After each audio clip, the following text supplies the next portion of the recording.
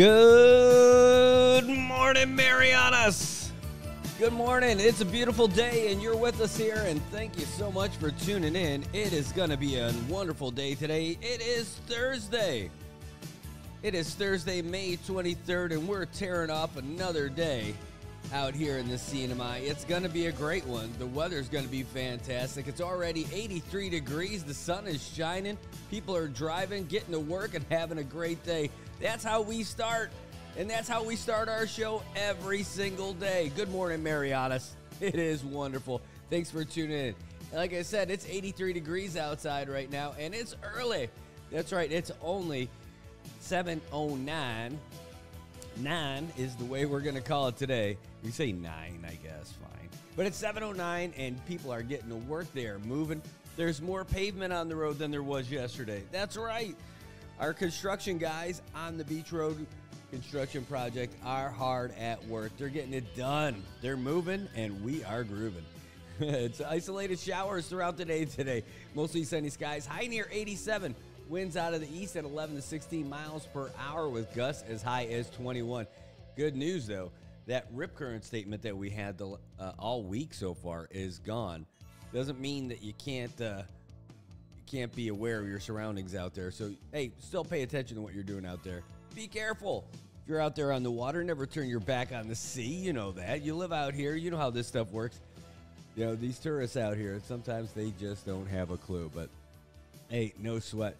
We are getting it done today, and we're going to have a great day today. We're going to talk about all the things that are happening in our community and around the world. But you know what we're going to do? We're going to get you started with the latest from the folks at the Associated Press. We're going to be talking about all of our local headlines here in just a second. We're going to be talking about what's happening in local sports.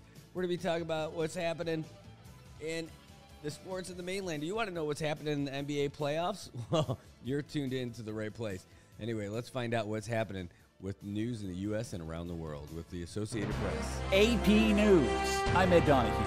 Severe weather in Greenfield, Iowa is blamed for at least one death. The Adams County Sheriff's Office says a woman died when her vehicle was blown off the road during the storms. Iowa Governor Kim Reynolds is in that area. It's just gut-wrenching. I was just in Minden, as I said, 3.5 weeks ago, and that was horrific. And I think there's even more debris and just more more impacted here. So it is just horrific. It's hard to describe until you can actually see it, the devastation. The tornado that tore through Greenfield damaged the local hospital and twisted and toppled wind turbines. The families of 19 of the victims of Texas's Uvalde school shooting are suing nearly 100 state police officers over response to that shooting in 2022. Here's the AP's Mike Hempen. The families also say they have agreed to a $2 million settlement with the city, with city leaders promising higher standards and better training for local officers. This Friday is the 2-year anniversary of the Robb Elementary shooting. 19 fourth graders and 2 teachers died when a teenage gunman burst into their classroom and began shooting. More than 370 federal, state, and local officers arrived on the scene, but they waited more than 70 minutes before confronting the shooter. I'm Mike Hempen. A judge in Los Angeles is granting President Biden's son Hunter a delay in the start of his trial on federal tax charges to September. It was supposed to start next month. A farm worker in Michigan has been diagnosed with bird flu. Health officials say the symptoms are mild. The person has been in contact with cows presumed to be infected, and the risk to the public remains low. A lawyer for Walt Nauta, Donald Trump's personal valet, accused federal prosecutors of targeting him because he refused to cooperate against the former president in the Florida classified documents case. A prosecutor called the claim garbage. Nauta was charged alongside Trump last year. This is AP News.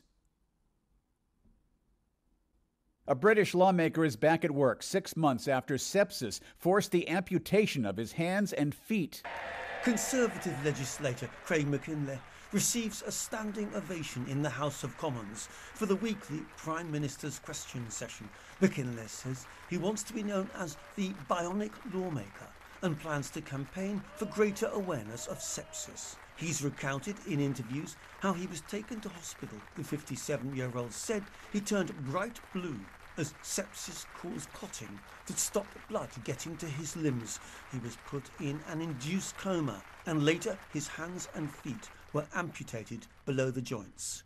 I'm Charles de Ledesma. Former Republican presidential candidate and biotech entrepreneur Vivek Ramaswamy has bought a minority stake in BuzzFeed, the digital publishing company that shut down its media outlet last year. I'm Ed Donahue, AP News.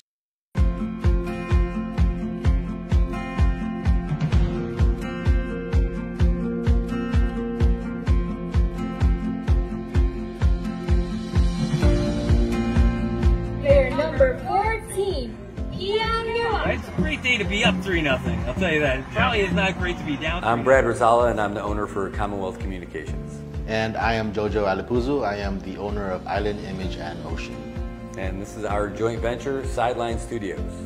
This whole concept that we have of doing all these live stream productions and covering news and doing live shows and everything, it wouldn't happen if we didn't have a great partner like IT&E, someone who can handle the bandwidth and provide it and then get us what we need when we need it, and then be a real partner for us for all the events, whether we're doing live sporting events, broadcasts. All of these things happen because of our partnership with IT&E. With IT&E providing us with the fiber and point-to-point and even the MBRs, is just a great piece of equipment to use when we're broadcasting our sports, our events, our performances, especially our cultural performances. And it's just great to share our culture here in the Marianas with the world. And IT&E has been there from the get-go. The thing I like best about working with IT&E is how willing they are to come out and find a solution. Even for Liberation Day, we thought we had a pretty good solution for our live stream setup, and it turns out that we did not have the right setup that we thought we needed. That day, just before the parade, reached out to Paul and said, here's our situation. What do you think? He's like, we're gonna figure this out. While he's sitting there barbecuing, getting ready for the parade to start, he starts burning up the phone lines, calling everybody in IT&E, what can we do, what's the right solution? They left their families to do this stuff and get us the equipment that we needed to broadcast live.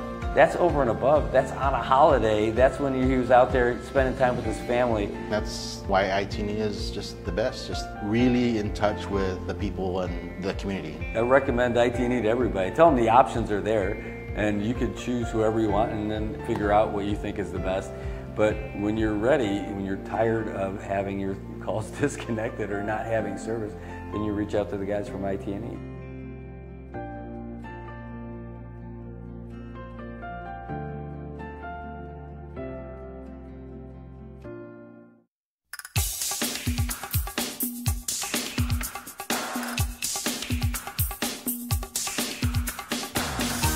Hey, good morning, Marianas, and welcome back. You got your updates from the Associated Press for everything that's happening at the mainland and all around the world. Oh, it's big news.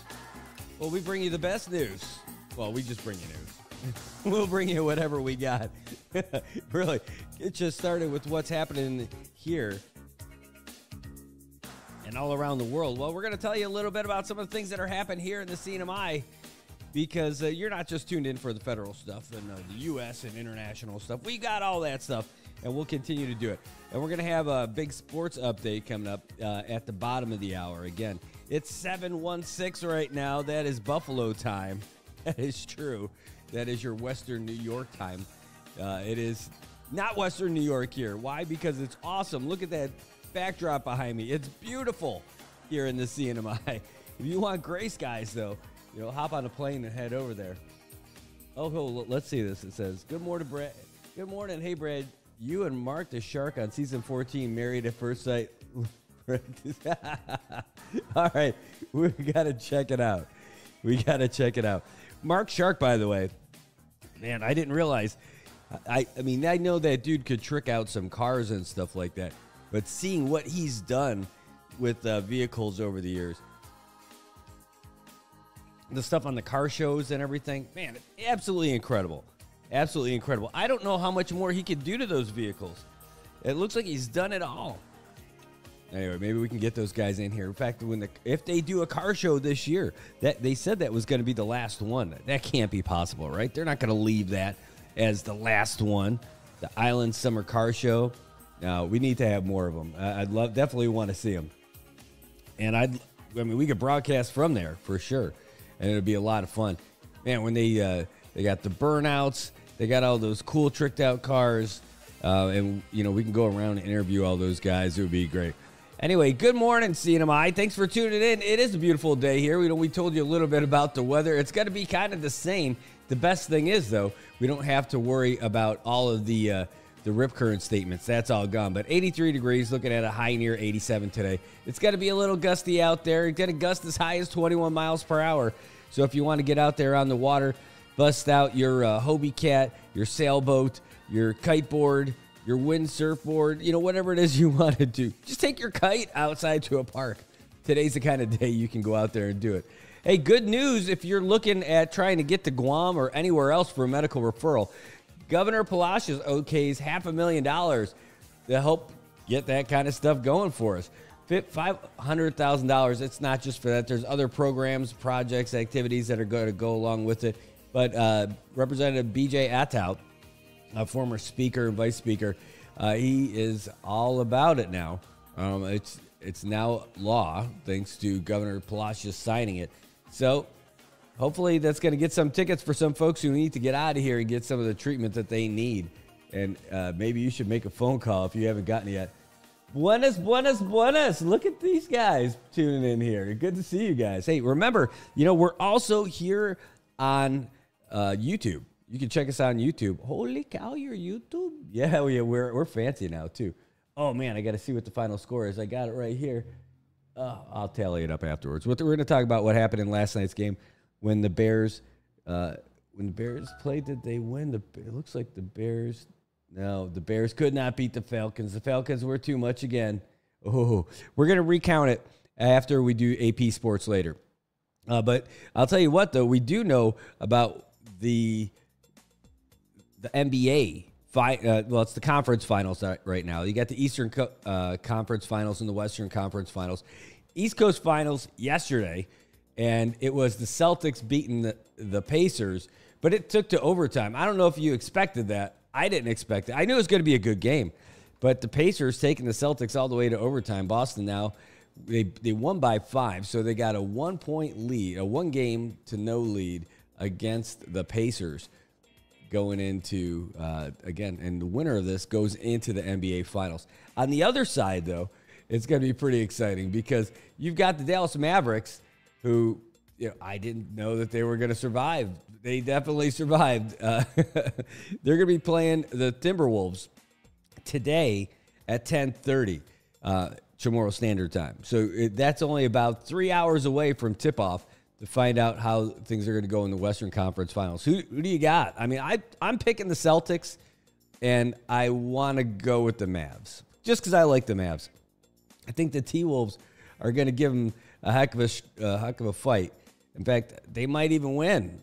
But I like the Mavs. I want to see the Mavs win. So we'll see. If you Timberwolves fans out there, maybe you're going to be disappointed by that take. Don't worry. I think you're going to be fine. Hey.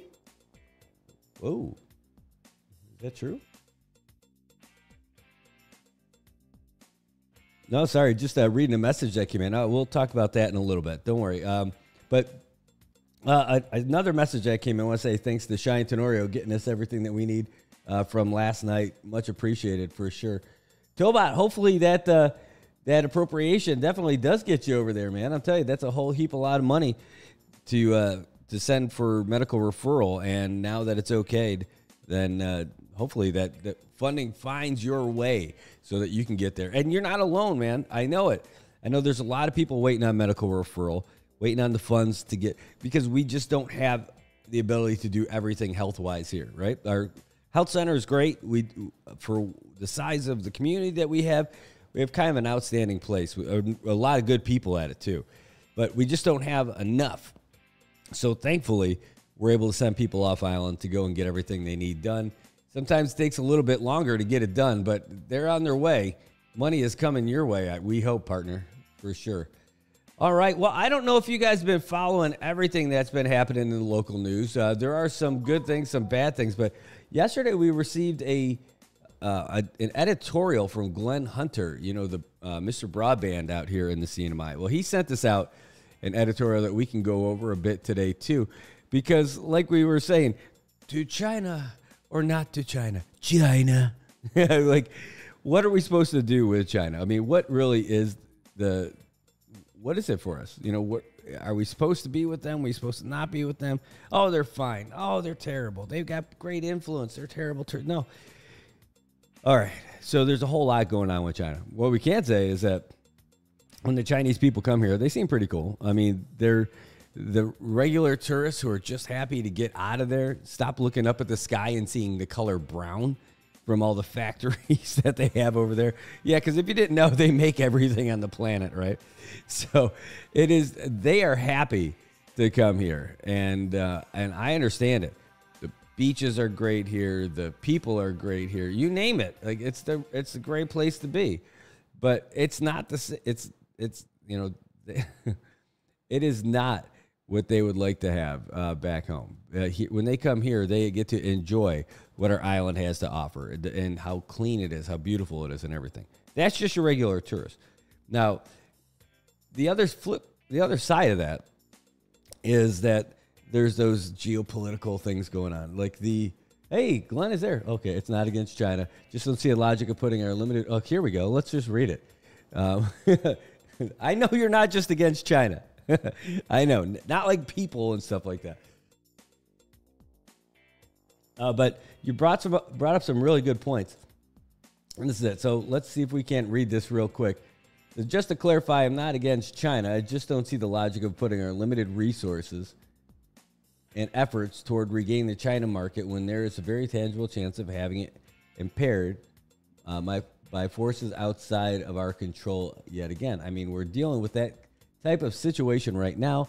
Shocked at the China or bust stances held by some in our community. Remember that this administration has done nothing to halt or stop tourists from China coming to the CNMI legally. Not one regulation or law was imposed by this administration to stop that. Yep, that's accurate. But talking about some of those points, not anti-China necessarily, right? But you brought up some really great points in your editorial that we'll share with the folks here. We posted it on the news service page, and man, it's really good stuff, and you hit on a lot of the big points. So I mean, you're right. The CNMI business community right now is really going hard at trying to regain and reopen the China market. I don't think there's any mystery in that at all. But to what end, I guess, is the question. Is that the right thing for us? Well, it seems like it's the quick fix. And, I've had a couple conversations with folks about this who agree with me and then totally disagree with me. And to me, it sounds really so much like it's our endless cycle of this will fix everything. And I don't mean it in a bad way. It doesn't necessarily mean I'm not down with having a great fix to our economy, because we absolutely need it. We need something in our economy to get it going, because by saying we need something in our economy, it means we need an economy, because right now we're only tourism and we're only Korea. Korea accounts for like 73% of the people coming in here right now. And Korea is great. We love them. I love going there. It's fun. I'm glad that they're here. That's awesome. Japan, too. It'd be great if we can get Japan restarted. There's a lot of reasons why that's not happening, too. And by the way, if by any way you might think that I have the answers to all this stuff, the answer is no, I do not. I don't even pretend to have it, and I'm not talking my way through. Just really talking about the facts of the matter, where we're at right now. And that's one of the things. So the other thing is China. We had a ton of tourists here. Things were good. Money was coming in. It was great. But did they wield a little bit too much political influence? And that was the same thing. And here's something else. Have not seen a single public support element from the Chamber, HAMI, or MVA board in support of a waiver from cabotage, EAS inclusion, pushing for lower regional fares, etc. Yeah, actually, I could tell you that the folks here in the business community are totally in favor of getting a waiver for cabotage, and that was part of the conversation. I know that from being there, and I know that we absolutely should use this 902 talk time and everything that's happening with United right now. Don't even go after United. I mean, you can, but don't make it such a big deal. Like it's a free market and everything like that. But still, even though United's kind of jobbing us, just go about it a different way. Go about it the free open market way and get rid of cabotage for our area, just like the Jones Act. We don't have that here as one of our issues.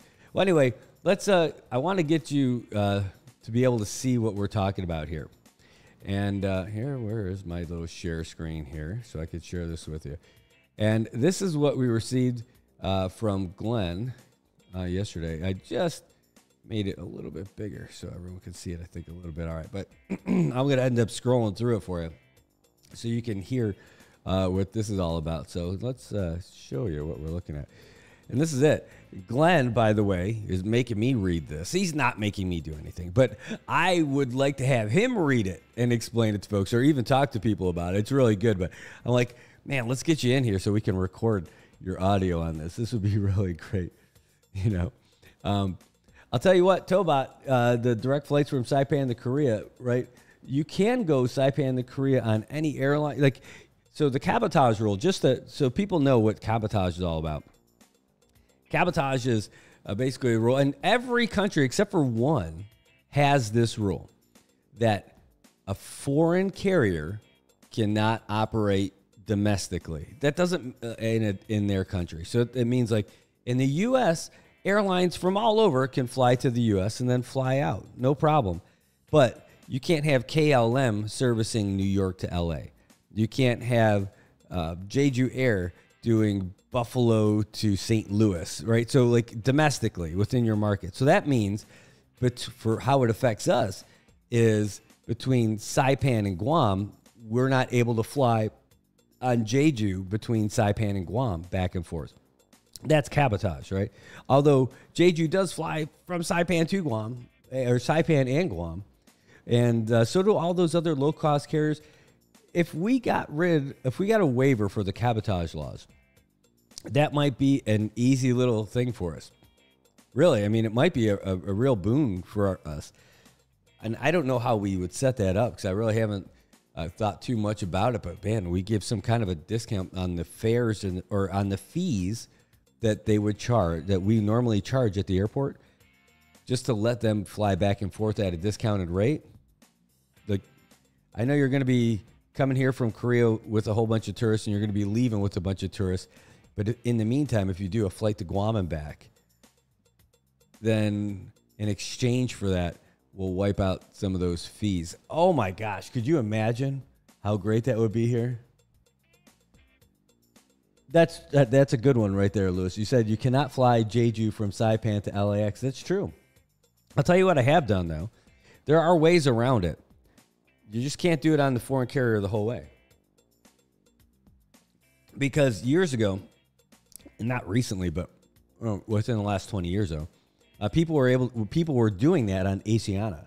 They were flying from out here in Guam, and going to the mainland on Asiana because they were offering it. And it wasn't a direct flight, but they were still popping through Korea and then getting back over there. And then Asiana got hit with a ton of fines and everything. But I use Jeju all the time to get to the States. And the big thing that they want to do in Jeju is make sure that you're staying there in Korea. Because basically, Jeju doesn't want to get the fine. Well, as long as you're not connecting with Jeju and you never utter the word transit, you're fine. I mean, the big key is say you're going to take a 2-week trip to the States. Say it's a 1-week trip to the States, right?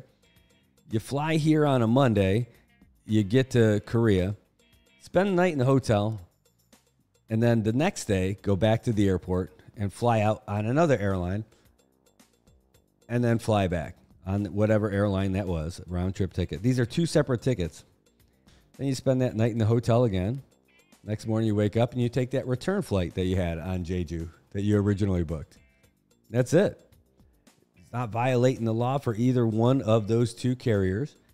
Now, you are a traveler who's going to these places, but you're not violating the law on that one, and you're not dinging the individual airlines. That's the way to do it. I'm telling you, I've done it. I saved like $1,000 flying that way. And I'll do it again. It'll be happy.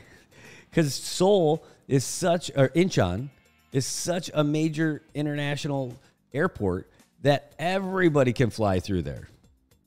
Hey, by the way, I just want to give you guys a heads up. It is just about, well, it's 7:33 now, so I blew through my sports update, but I could still give it to you.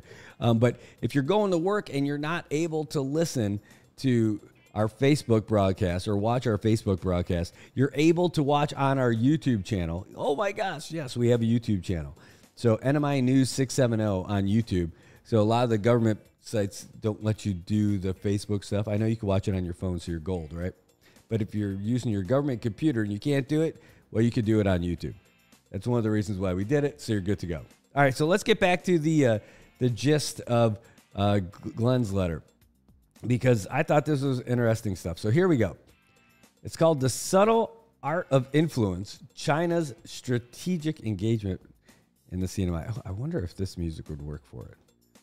Hold on. Oh, you know, I got to turn the other one off. Let's see if it works. Oh, there we go. The Subtle Art of Influence, China's Strategic Engagement in the CNMI by Glenn Hunter. You know, I really thought about doing this with like an AI voice and getting this thing that I wouldn't have to read it. All right, so let's talk about this. Here's Glenn's thing. And again, it's available for you to read on the NMI News Service page. It says, China's growing presence in the Commonwealth of the Northern Mariana Islands cannot be ignored.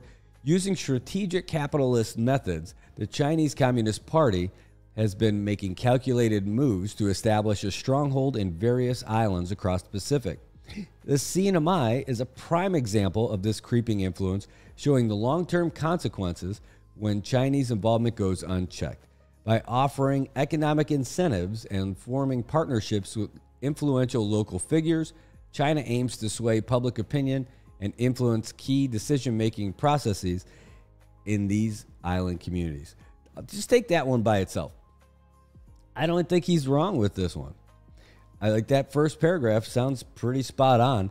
I mean, you can look at the way they've made their way through the islands so far and look at how it worked for us, especially with IPI. If there was an agreement and they wanted that we had, and they wanted it changed, we changed it. Whatever they wanted, we did it. Every single time. And that's how we got ourselves in the rough waters. All right, that's just the first paragraph. All right. He continues. China's approach is characterized by patience and a long-term vision. By investing in infrastructure, tourism, and real estate, the CCP has managed to gain a foothold in these regions. These investments often come with collaborations with local influencers who play pivotal roles in promoting Chinese projects within their communities. Again, that sounds pretty spot on. Now, we're not going to read the whole thing, but I will read a couple more of these paragraphs. A primary tactic includes partnering with local influencers to promote Chinese interests and projects. Through these alliances, China seeks to gain credibility and gain support among residents, ultimately shaping their perceptions of China as a beneficial ally. By aligning with these local figures, China portrays itself as a benefactor, providing much-needed economic opportunities and development projects. Over time, this strategy aims to cultivate a sense of dependency and trust toward China among the local populace. Influential community leaders, industry groups, media, business owners, and politicians are instrumental in shaping public opinion favorably toward China. The CCP identifies and builds relationships with individuals in significant positions within community groups on the islands. By supporting these individuals, China aims to co-opt entire groups into aligning with its agenda, portraying itself as a savior for the region. You know, it's a good piece, and we posted the whole thing, and you can read it on the NMI News Service. It went to the papers as well, and so you can find it there if you go online, the Tribune and the Variety. You know, I don't really find any fault with anything that's on there so far. I've had some conversations with folks who are like, oh, that's propaganda. I don't know. I don't know that it's propaganda at all. And if it is, man, I'd rather get it from the good guys. But I'll tell you what, the truth of the matter is that we're hurting economically. And if all of a sudden we were able to start getting Chinese tourists again, it would definitely fill that void that we've had, because you know it's not a mystery. There's no maybe on this. I think we're trying to forestall the inevitable, but at least we're trying to get through the worst of it right now. And it might not be the worst of it. You know, again, like we talked about it yesterday. Coral Ocean Point, PIC, Kensington, they could all be gone after the summer. They're waiting to see how this summer goes before they make their decision. Now, the HANMI meeting is going to be this weekend. Hold on, I'll pull up the exact. I think it's today, this afternoon. But they've been doing it later and later and later. So the HANMI is the Hotel Association of the Northern Mariana Islands. Now, today is their general membership meeting, and they used to be in the morning, like around lunchtime, actually. I know because my previous job, I was over there attending them for that corporation. And it was a great way to do lunch. But now they're doing it later in the afternoon, trying to make it easier. And then you can kind of turn it into a little bit of a happy hour, which, by the way, doesn't sound terrible at all. But today, even though those meetings are pretty much closed, I mean, they are. They're not really open to everybody. They're open to members. But afterwards today, somewhere around 5:15, they should be all wrapped up. And they're going to have the HANMI chairman available for question and answer, along with any of the other board members who are there. So that would take place this afternoon at the Kensington. So that's Chairman Dennis Sell. He's also GM down the road over at PIC. Really nice guy. If you don't know Dennis, then you're missing out. He's a good guy.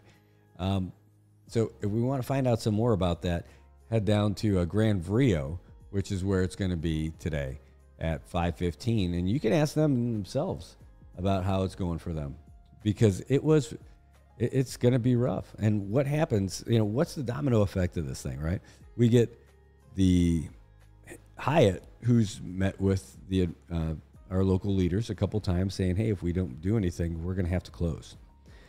And that doesn't mean rebrand or it's going to be just like that to get another investor. We just don't have the numbers coming in. And then the numbers that were shown from MVA show that our numbers aren't going up.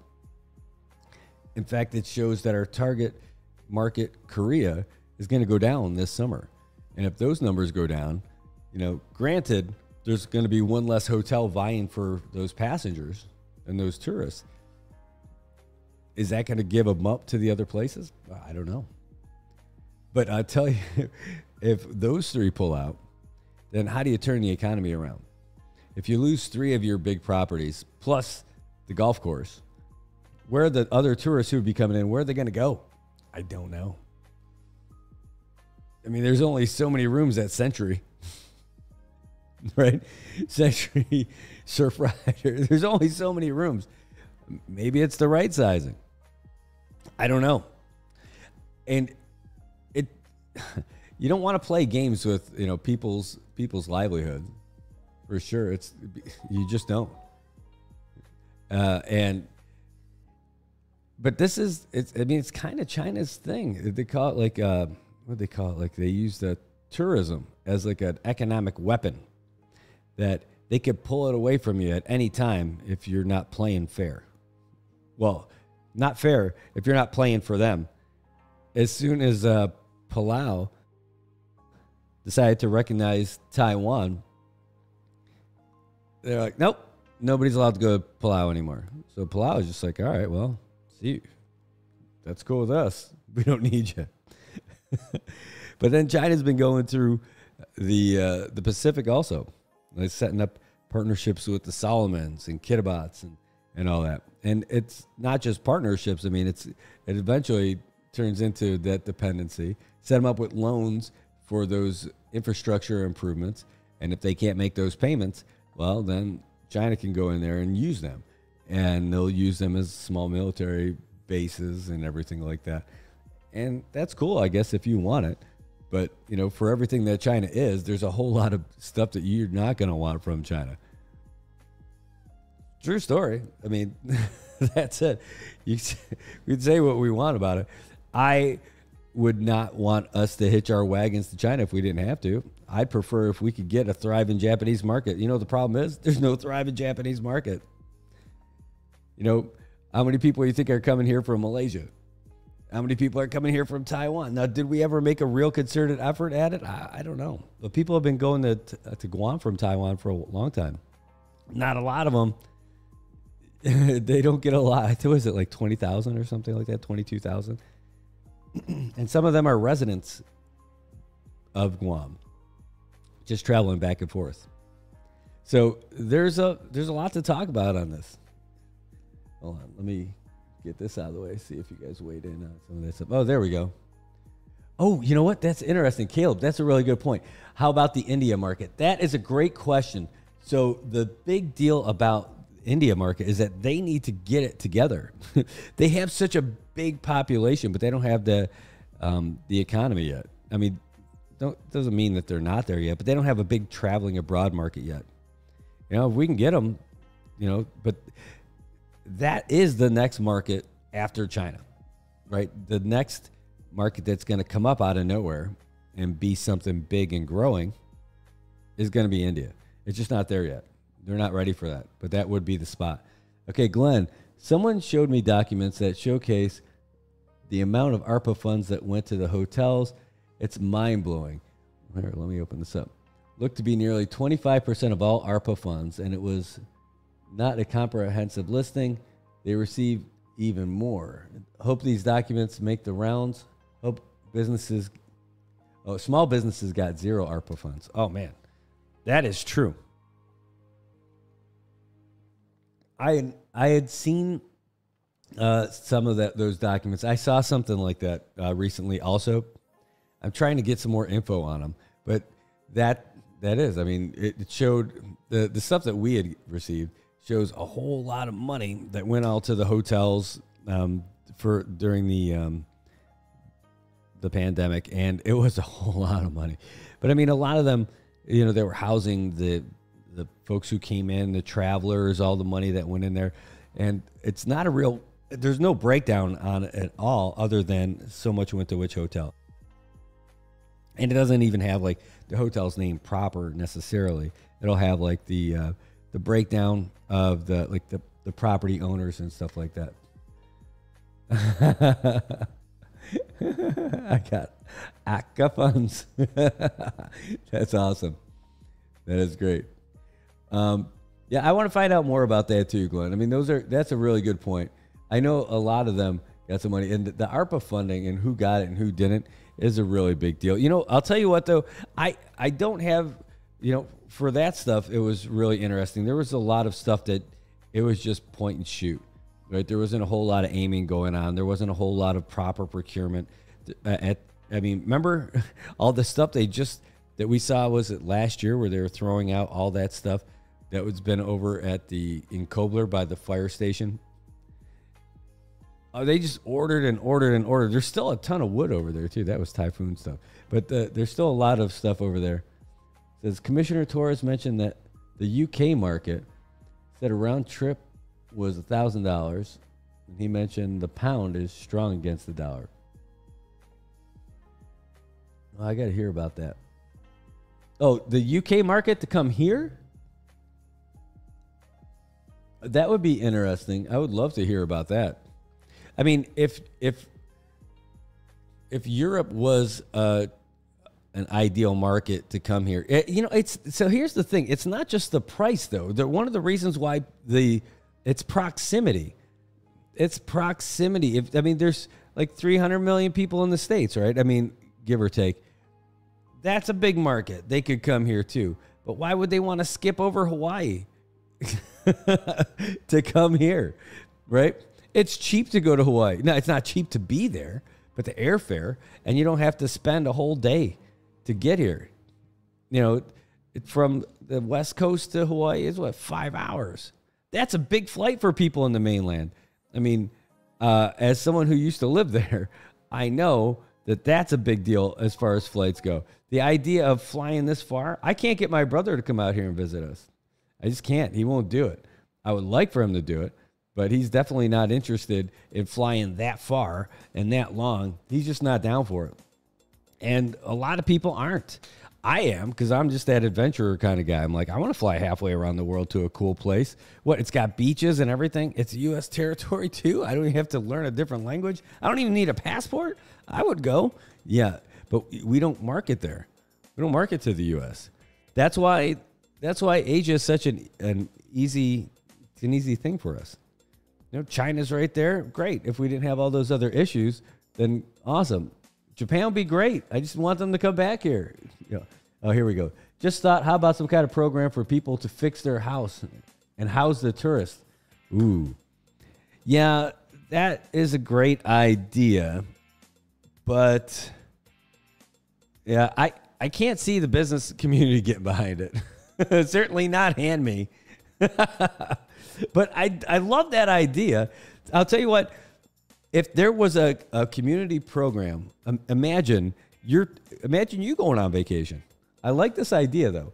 I don't think the hotel community loves it so much, but I think NBA probably wouldn't hate it. Just the idea. Pick a country, any country. Let's say Thailand.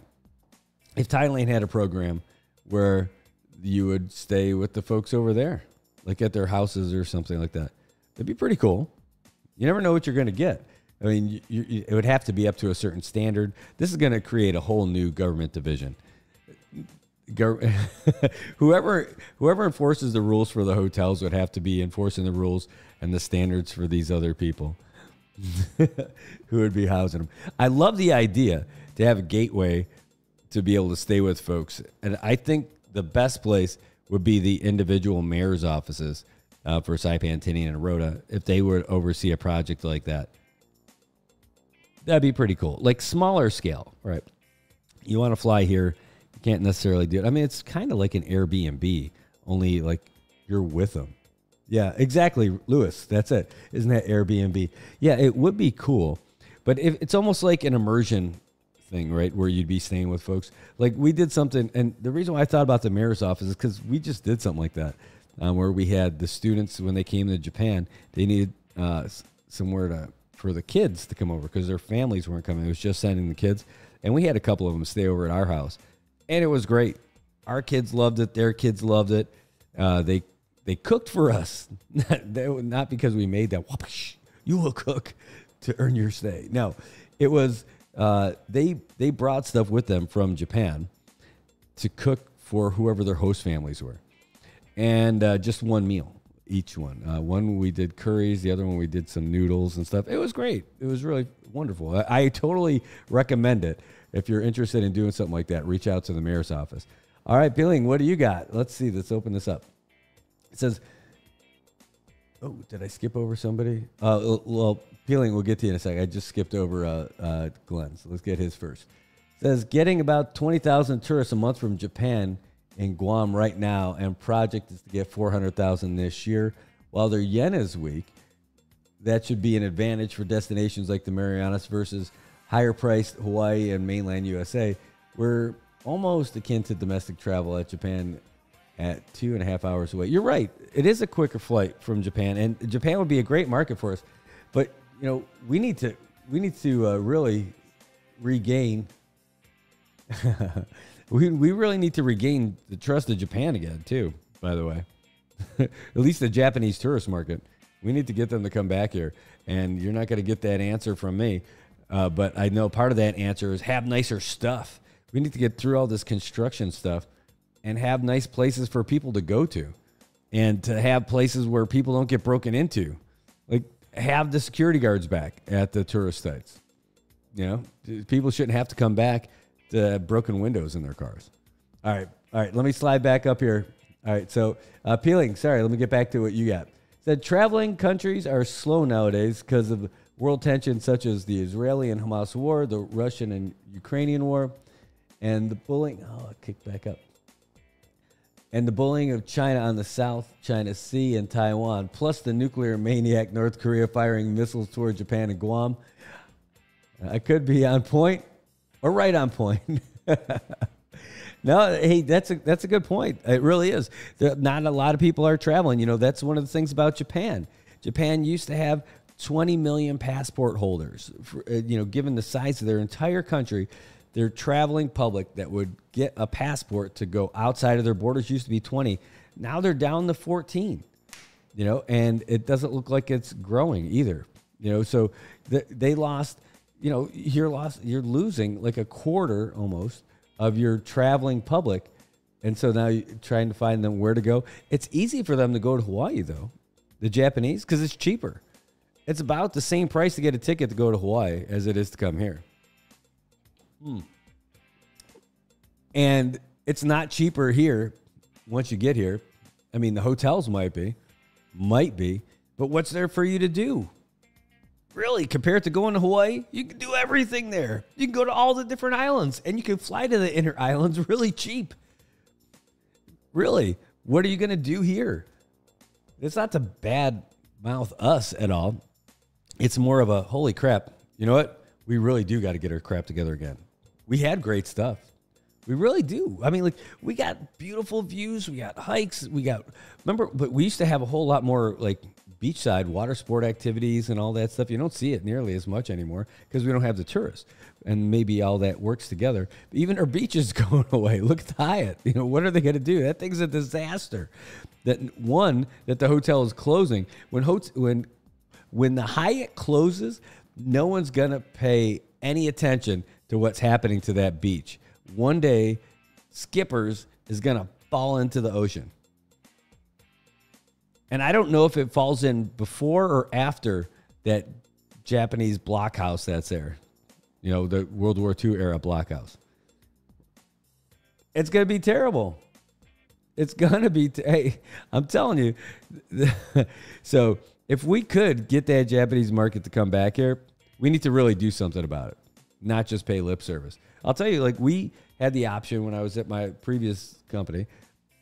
We went to Korea and we gave presentations in Busan and in Seoul with all the travel agents, with MBA and everything, and it was great.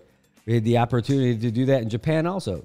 Didn't do it because they're not coming. I mean, literally, we need to market to our local business to say, hey, we want to get those guys, so come and join us. Like, MBA does a good enough job of mentioning it to the different companies, saying, hey, we could do something together. We're going. Give us your brochures. But what does that really mean? They're sitting at a table with a bunch of brochures at a table. NBA needs to up its game. Now, the people that they have in Japan and Korea are fantastic. I'm not kidding. They are fantastic, and they do a great job. They really, really do a great job at getting people there, you know, some nice promotional posters and all these other events and all that stuff, putting those together. But sitting at a table with brochures is not enough. No.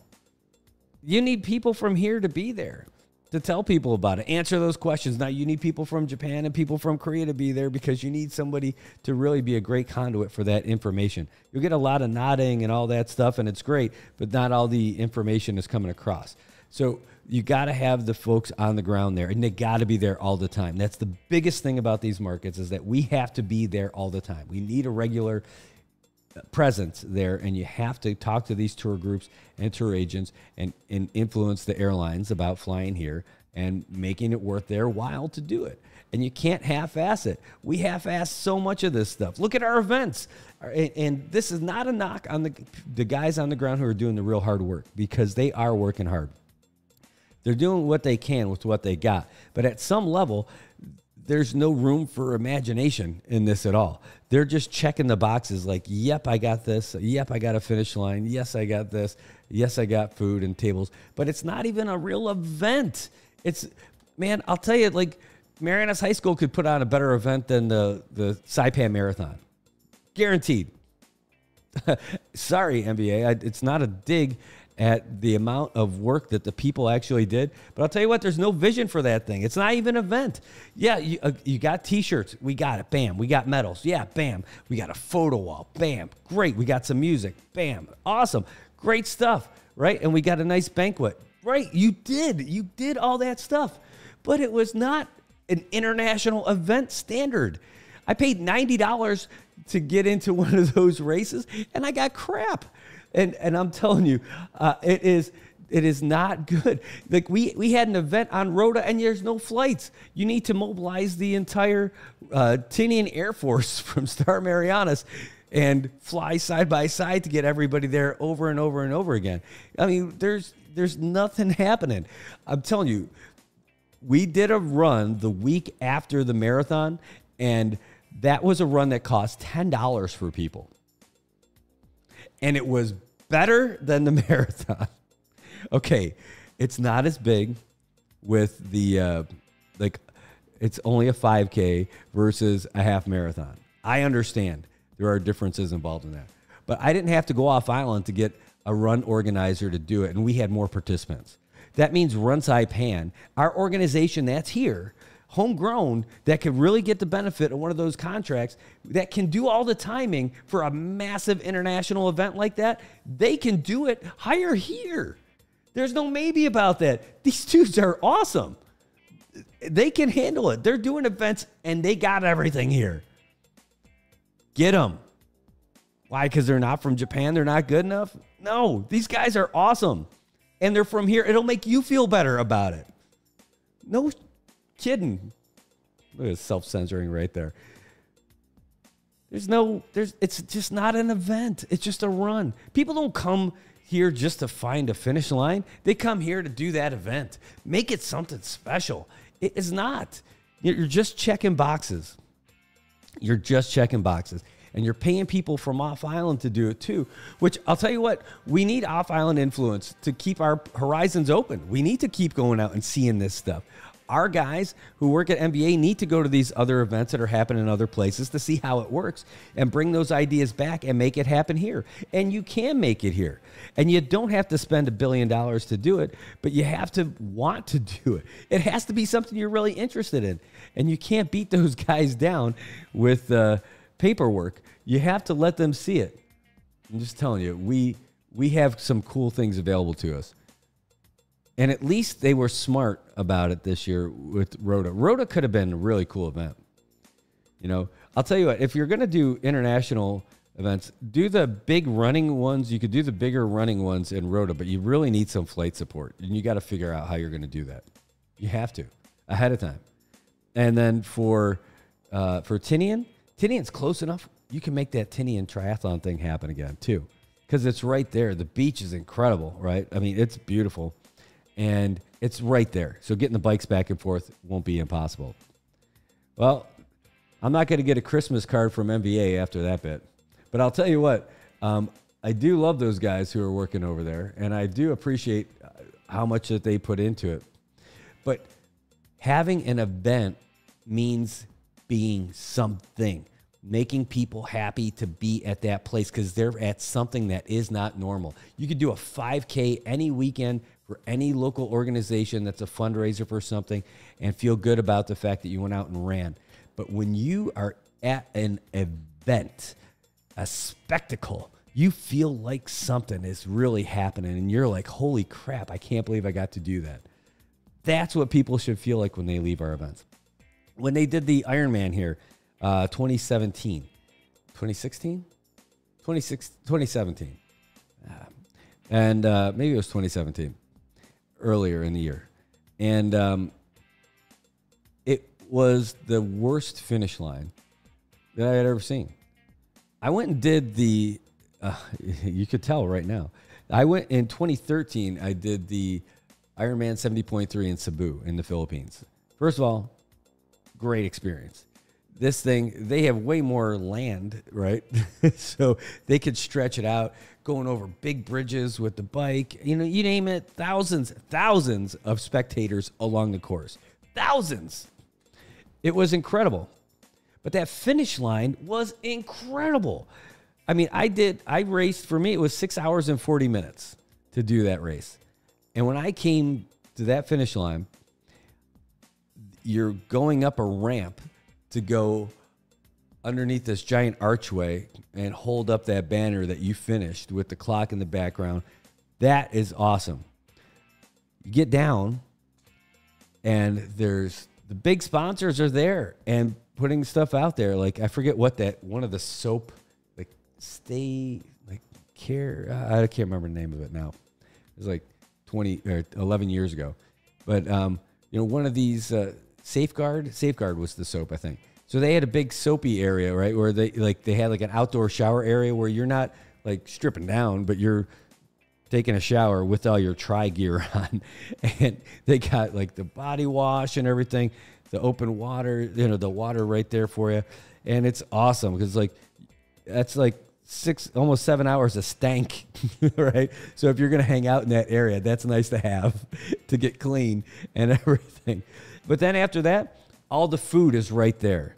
You get your medal right when you cross like that, when you cross that finish line right there. There's no long ceremony later. And then there's a big massage area for outdoor massages right there. And hopefully you're clean, like I told you about that shower spot, right? And then you keep going. There's everything. There's all this stuff you take away with you and all the other things. Oh, the beer, Asahi was there. Just pour as much as you want. You get it. It was incredible. It was a spectacle. It was an event. And then, at the end, when you've had your fill, you've relaxed, the music's playing, there's performers that are there, and it's all in this big area, and it's secure, and it's fine. You do all that stuff. You walk back to the transition area. You take your bike and all your gear, and then you make your way back, right? That's great. Let's talk about ours. And this is 4 years later, right? So we get this group out of Japan who does it, and it's not that they were bad, because they did some really cool things. Because La Fiesta looks like crap, right? I mean, it looks like something out of the Fallout series. So they covered La Fiesta with these like 15-foot tall banners, which were impressive, like big posters of athletes in action and all this other stuff. Love it. Iron Man 70.3 Saipan. Boom. Awesome. But that's it. They ran out of water at the aid stations. In Saipan, where it's hot AF, they ran out of water for this international race that's going to put us on the map. They ran out of water. Forget all the spectacle. They don't even have water to hand out to people. I'm not talking like the last 10 minutes. I'm talking about this was on the first lap on the bike. Then, just say, the whole finish line, it's super hot, right? It doesn't matter. At the end, our big celebrated area is Pow Pow, right? Pow Pow is great. I love Pow Pow. It's fine for the swim and all that stuff. But I'll tell you what, if you're going to use Pow Pow as your big festival area at the end to really make it something, you need to make something there. You know what they had? They had a couple of tents and a finish line archway. That's it. There was nothing. It wasn't a whole lot of music. There weren't a whole lot of performers. There wasn't a big display of food. There wasn't anything that made it other than a local triathlon race. I'm telling you, the local Triathlon Federation has had better events than that. And they spent so much money, tens of thousands of dollars, to bring people here, to have the other people organize it, to have the other people time it, to have the other people produce all this signage. We could do a better job. I feel like if we made we have the MVA, we may just make Joe's Visitors Authority. We could make an event better than them. I have no idea. They just check boxes to make it easy because they have to do so many different events. They really need to try to get other people to do the events. I love MVA. Their job is to promote where we live. Is there a cooler job than that? Aside from what we're doing right now. But I mean, is there a cooler job? Your job is to tell everybody how awesome it is where you live. That's a great job. You get to tell, and then when people are coming, you get to set it up, and you don't have to pay for it. You get to be the one that said, I'm going to make your trip to Saipan so memorable that you want to tell other people how great it was. That is the best job in the world. That is awesome. You get to tell people it's great. They come here. You have everything set up for them, and then they're going to go and tell everybody how great it is where you live. Your tropical island destination. Yeah, that's an awesome job. And you get to do that. We need to continue doing that, but we need more. I'm telling you, we need to make our events something better. Sorry, I got stuff covering up this stuff. 1 second, let me pop back in here. I missed a whole lot of stuff in your comments, guys. Okay. Ooh, man, I missed a million comments. Sorry, guys. I had something else open. All right. Yeah, you're right. We need to diversify. Sorry, Julie. Representative Ogo in the comment section. So good to have you. Thanks so much. She was saying that we need to diversify our marketing strategy. NBA needs to trust our local leaders and their people to market the island because they know what they have to offer. You're 100% on point on that. Chris Tomakane, the guy who I missed out on hanging out with when he came here. Darn it. He said, bro, you should try to interview Mayuki Litoki about her son going to play college football in Tennessee. Oh, yeah, absolutely. I would love to. Maybe we can get both of them on, too. We could talk to him while he's there. We can do it on the phone. Maybe we get her in studio and we talk to him on the phone.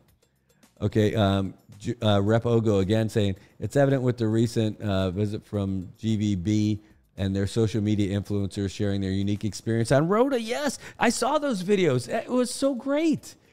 Those were great videos. And people were showing off the takeaways that they had from the mayor's office and everything. By the way, I love your new mayor. She's great. I really like Aubrey. I hope you guys like her too. She just seems great and really interested in being places. When I went to the Quality of Life Expo in Guam for the Joint Region Marianas, she was there. It wasn't just her staff. It was great. It wasn't just MBA. It was her. Okay, so let me go back in here. It says the perfect investment to tackle now is to get U.S. military access to our islands in possible. Hold on, it keeps popping up. Sorry, guys. In possible ways, Marianas is a training zone as we speak. You know, Peeling, I'm with you. The military's here, and they are investing a lot. They're doing a lot of stuff. They're up there they're down there in Tinian doing a lot of work. They're going to be redoing the airstrips. That is ongoing. Like Northfield is being revamped, and they're doing the Divert Airfield, which is right at the airport. That's going to be a big project, and it's going to take a while too. That's going to be a pretty heavy project.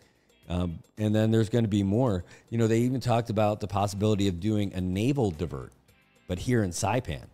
That is like in just the fairy tale idea stages. But their idea of that would be like it starts at the port and goes north, not south.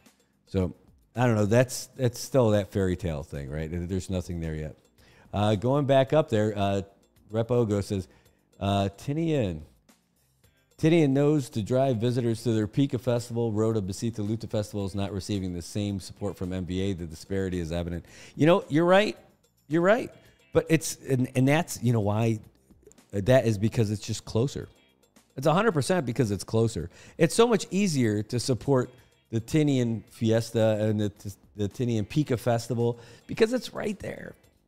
And then the military is there at Cope North. They schedule Cope North intentionally at the same time as Pika Fest. And that is at the request from the mayor's office there because they want to have more people at the event. And then they can get the military guys to compete in those events too, kind of make it more fun.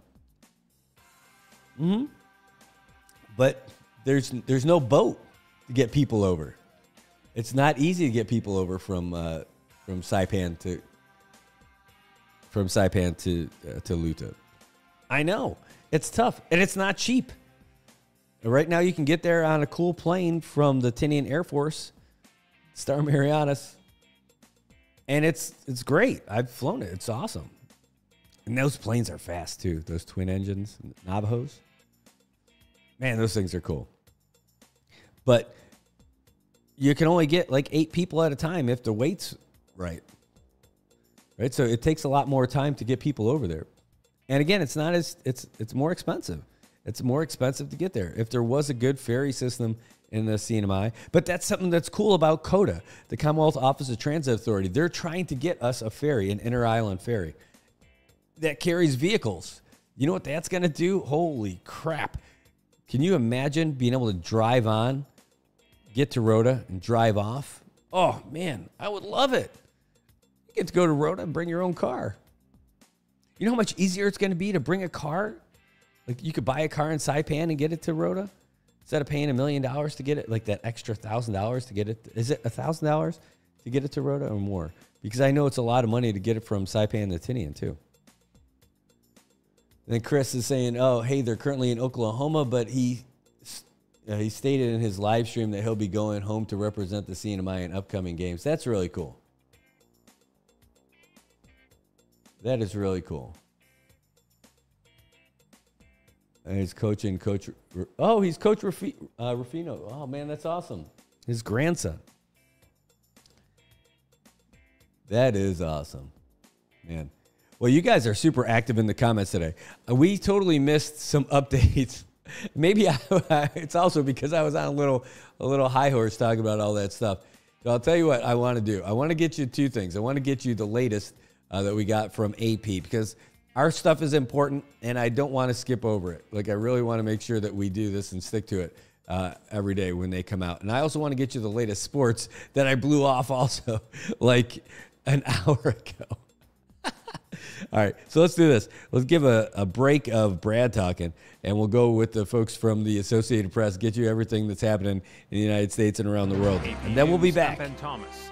Nikki Haley says she'll be voting for Donald Trump in the general election. Ed Donahue has more. Haley dropped out of the GOP presidential race 2 months ago. She and Trump had been sharply critical of each other. But speaking at the Hudson Institute, Haley said, I will be voting for Trump. Haley says Trump has not been perfect on many issues. But Biden has been a catastrophe. Even though she's been out of the race for months, Nikki Haley is still getting support in Republican primaries. Trump would be smart to reach out to the millions of people who voted for me and continue to support me, and not assume that they're just going to be with him. And I genuinely hope he does that. Haley earned more than 21% of the vote in Maryland's presidential primary last week. Ed Donahue, Washington. In Florida, a heated hearing over the federal classified documents case against Trump. Trial had been set for this week. Norway, Ireland, and Spain say they'll recognize a Palestinian state. Charles de Ledesma. Norway's Prime Minister, Jonas Gahr Støre, said the Scandinavian country will officially recognise a Palestinian state as of May 28. Gahr Støre said there cannot be peace in the Middle East if there's no recognition. I'm Charles de Ledesma. In retaliation, Israel's finance minister says he'll stop transferring tax revenue earmarked for the Palestinian Authority. White House National Security Advisor Jake Sullivan says that's wrong. Because withholding funds destabilizes the West Bank. It undermines the search for security and prosperity for the Palestinian people, which is in Israel's interests. And I think it's wrong to withhold funds that provide basic goods and services to innocent people. So from our perspective, those funds should continue to go with all of the necessary safeguards, but they should continue to flow. And the Federal Bureau of Prisons will go on trial next year over claims it allowed an environment where guards abused incarcerated women at a now shuttered California prison. This is AP News. Inflation in the UK dropped in April to its lowest in 3 years, an annual rate of 2.3%. Prime Minister Rishi Sunak has called a general election for July the 4th. And Seth Sutel has the AP Markets Report. Stocks pulled back from their record highs as concerns about high interest rates weighed on the market. The S&P 500 fell 0.3%. The Nasdaq Composite slipped 0.2%. Both indexes set all-time highs a day earlier. The Dow lost 201 points. That's about 0.5%. The market had been close to flat early in the day, but turned lower after minutes from the Federal Reserve's latest meeting showed that policymakers believed it would take longer than previously thought to get inflation fully under control. Targets slumped 8% after the big retailer reported profit that fell short of analysts' expectations. Nvidia reported another blockbuster quarter of earnings growth after the closing bell, as well as a dividend increase and a 10-for-1 stock split. Seth Sutel, New York. And I'm Ben Thomas, AP News. Thanks for listening.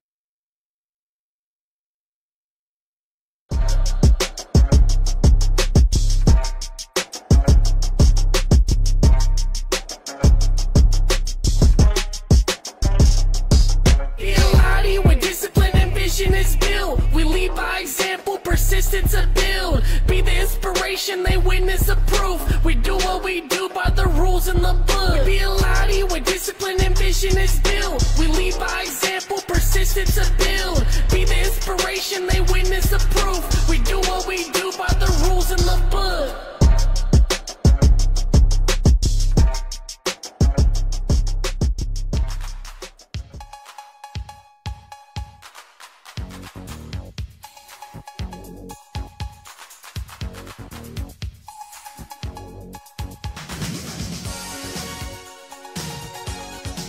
Good morning, Marianas. And welcome back. You're looking down there at Beach Road in Olei, and it is beautiful, baby. It's a gorgeous day out here, and it's going to keep getting gorgeouser. I know. All right, well, I'll tell you what. It's 84 degrees outside today, and it's just going to keep getting warmer. We're looking at a high near 87. Winds out of the east, 16 miles per hour-ish, with gusts as high as 21. So go out there and have some fun. It's worth it. It's just nice enough outside with the water's not going to be too strong, so you can go out there and swim the tanks. When's the last time you did that? Maybe just snorkel. Go out there. Go feel that seawater out there. Feel that ocean on your face. Go out there. What do they call it? Some vitamin C. SEA. Go out there and feel it. You live here. Even the worst day that you're having, at least you're in Saipan. You could be anywhere else in the world and hating it. Well, I could be loving it too. Yeah, you won't love it as much as here. I don't know why. I'm coming up with some weird things today. I was totally on a typo. I was telling people about in the comment section that I'm able to see the comments from Facebook and YouTube at the same time, but I mistyped and said YouTuber. I'm like, wouldn't that be the best local video channel? YouTuber. I mean, I haven't had tuba for a while, so if you know someone, tell me in the comments. You know someone who makes some good tuba here. I have not had it in God, it's been years. Not too many years, but it's been at least a year. Probably 2, maybe 3. Man, Familiam Pak they used to make the best down there in San Antonio. I'll tell you, that was my favorite. You just drink it, pour some in the beer. Yeah, it was a great combo. So if you got a tuba hookup, holla if you hear me. Let me know if you got it. Well, anyway, folks, we'll move on to the other stuff that we got right now. But it is a beautiful day out here, and we're hoping to have more of it here. We're about 2 hours away from tip-off for the Western Conference Finals between the Timberwolves and the Mavericks. So, man, I'll tell you, who you got? I'm hoping for the Mavs. It could be either. Timberwolves look pretty good, too. But I'm feeling the Mavs. Maybe I'm just hoping the Mavs. And the T-Wolves look pretty good. I mean, they knocked off the defending champs. You figure it's going to be them, right? I don't know. Timberwolves look pretty strong.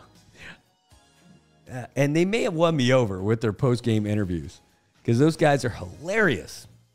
They try to bounce pass to themselves on a dunk in the closing seconds.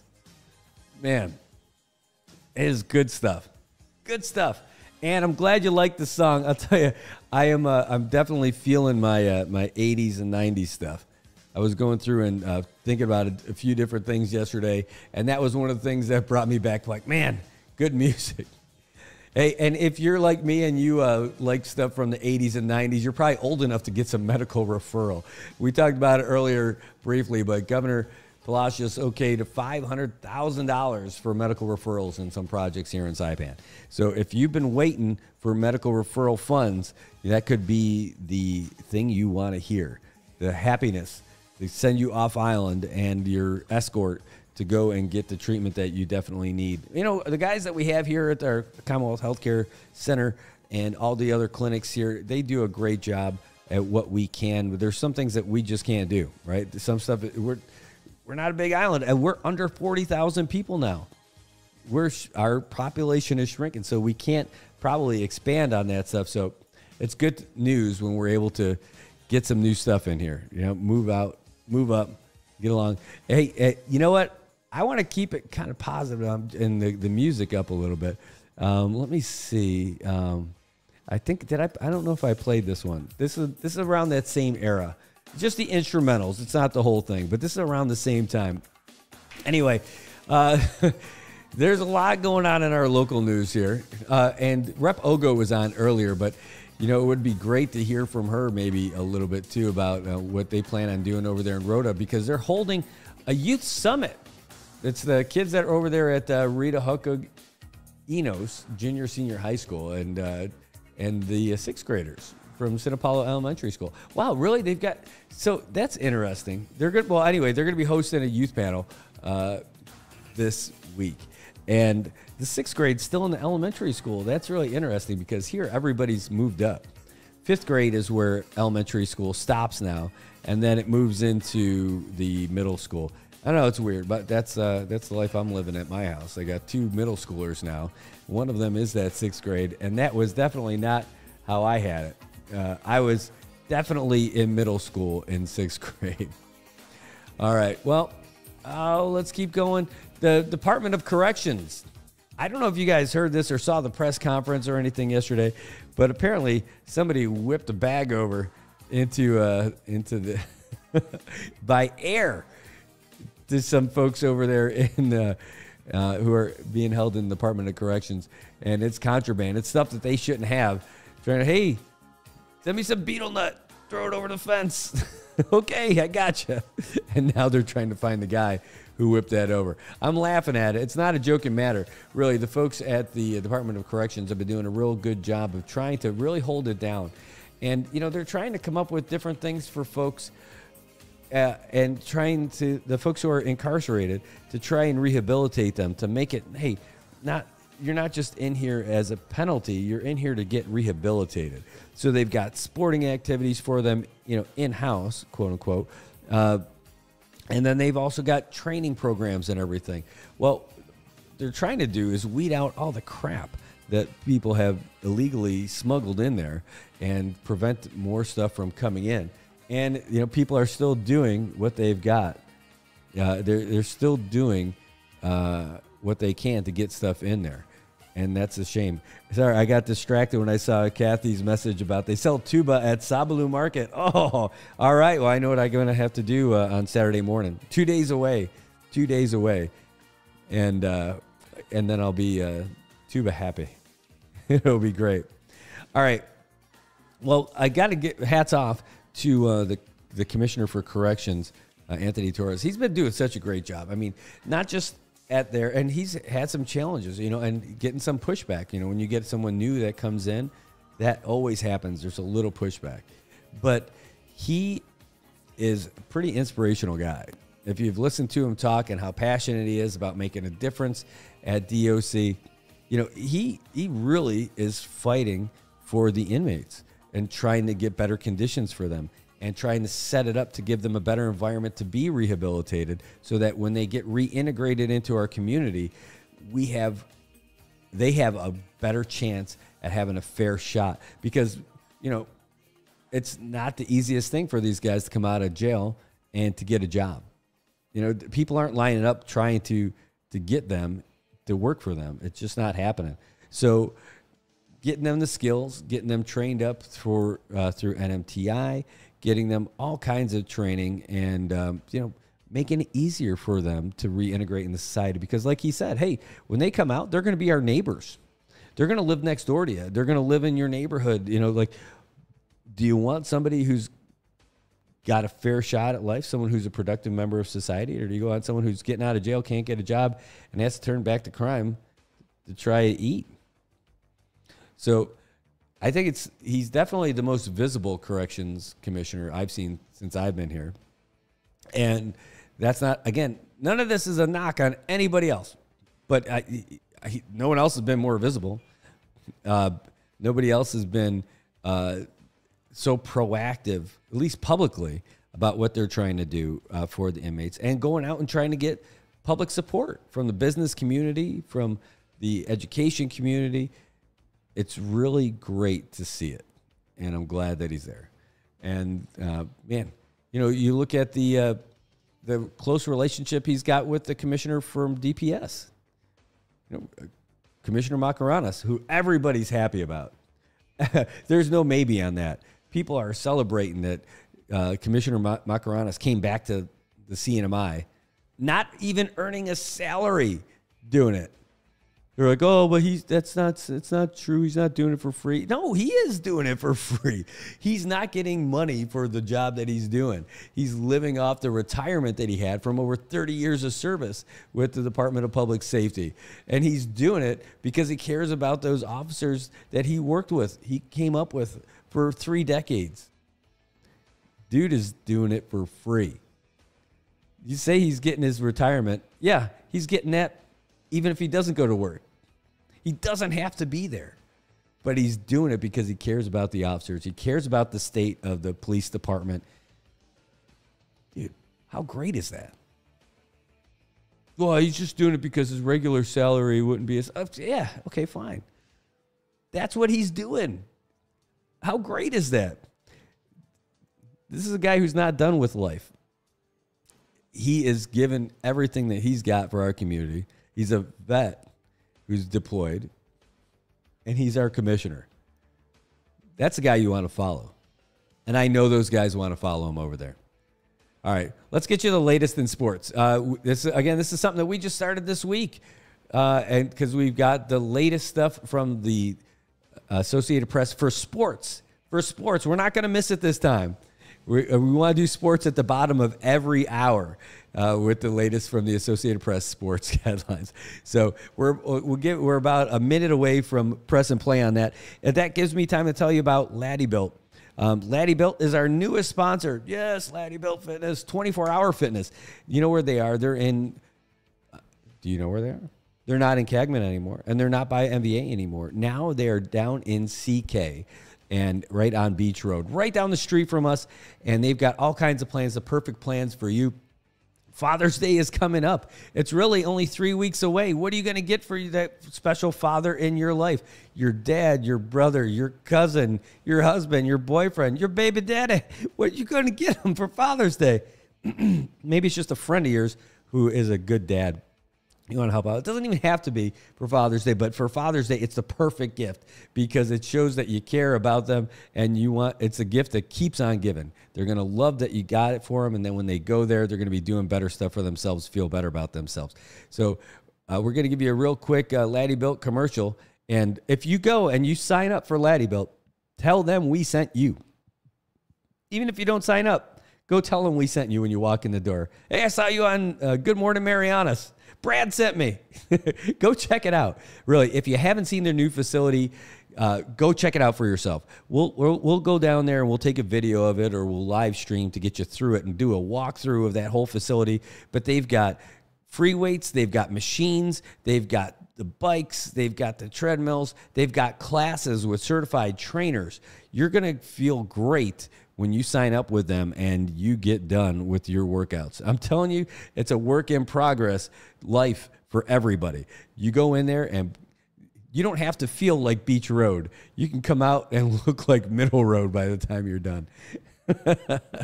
You get your construction done. But Laddie Built, I'm telling you, go down there. Tell them we sent you, even if you're going down to take a look at it, because they'd want to know that what they're doing by supporting us is actually paying off. So let's let you see this, and then we're going to get you into AP Sports.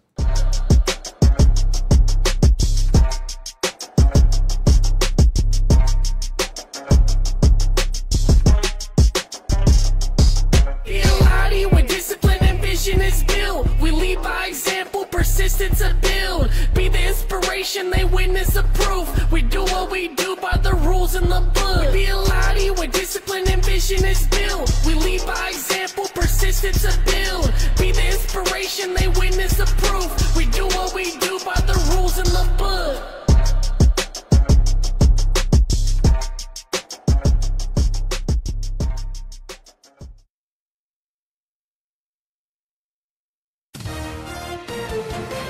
AP Sports, I'm Bruce Morton. Late heroics or late meltdown? Depends on your point of view, but Jaylen Brown hit from beyond the arc with 5 seconds left in regulation to extend the game, and Boston went on to beat the Pacers in overtime 133-128 to take the opener of the Eastern Conference Finals. Twice in the last 30 seconds, Indiana had the ball and the lead, only to commit very costly turnovers. Jason Tatum was game high with 36 points, including 10 in OT. We just talked about it in the huddle, right? We got a second chance. Like, let's take advantage of it. Let's not mess around and, let's figure out a way to win this game. Indiana coach Rick Carlisle said much of those last-minute issues were his fault. I love the way our guys fought in this game. This loss is totally on me. With 10 seconds in regulation, we should have just taken the timeout, advanced the ball, and found a way to get it in and made a free throw or two and ended the game. Game 2 is Thursday night in Beantown. Meanwhile, Victor Wembanyama continues to impress. The San Antonio center has become the first player in NBA history to make the league's all-defensive first team as a rookie. In the WNBA, Atlanta defeated Dallas 83-73. It was LA 70, Washington 68, and Phoenix over Las Vegas 98-88. Back with baseball and more after this.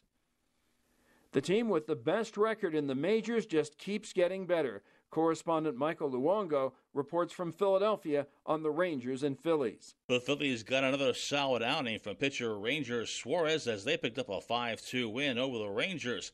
Suarez allowed just 1 run on 5 hits. He struck out 10 to pick up his 9th win in as many starts. He became the first Phillies pitcher since Robin Roberts in 1952 to pick up a win in at least 9 consecutive starts. His outing drawing praise from his manager, Rob Thompson. It's kind of mind-boggling, the historic run that he's been on. It's just, he's been pitching great. Bryce Harper belted his 11th home run in the win. In other interleague play, the Guardians beat the Mets 7-6. Minnesota routed the Nationals 10-0. The A's broke an 8-game losing streak when they beat the Rockies 5-4, and rain halted Orioles Cardinals in the 6th inning with the score tied at 1. The game was suspended and will resume on Wednesday. National League, the Cubs were one better than the Braves. Correspondent David Schuster has details from Chicago. Nico Horner's infield single drove in Cody Bellinger with the winning run as the Cubs defeated the Braves 4-3 in 10 innings. Obviously want to get a ball out of the infield there and score the run. We get to 2 strikes and just want to put a ball in play first, and fortunate where it went, and Cubs win. The game was a grind with a lot of walks and miscues in the field. Orlando Arcia and Michael Harris hit home runs for Atlanta, while Mike Tauchman and Dansby Swanson both had a pair of hits for the Cubs. The Cubs have won 2 of 3, while the Braves have lost 5 of 6. Elsewhere in the NL, the Brewers won in Miami 7-5. The Reds blanked San Diego 2-0. The Pirates rallied to beat the Giants 7-6, and the Diamondbacks defeated the Dodgers 7-3. In the American League, the Red Sox defeated Tampa Bay 5-2. The Mariners beat the Yankees 6-3. The White Sox shut out Toronto 5-0. Kansas City keeps rolling with a 10-3 decision over Detroit, and the Astros walked off the Angels 6-5. Hockey, a veteran defenseman is returning to the team with which he won back-to-back Stanley Cups. Correspondent Gethin Coolbaugh tells the story. The Nashville Predators have traded Ryan McDonough back to Tampa Bay less than 2 years after acquiring the veteran defenseman. The teams announced the trade Tuesday. The Predators are also sending the Lightning a 4th-round pick in the NHL draft in June.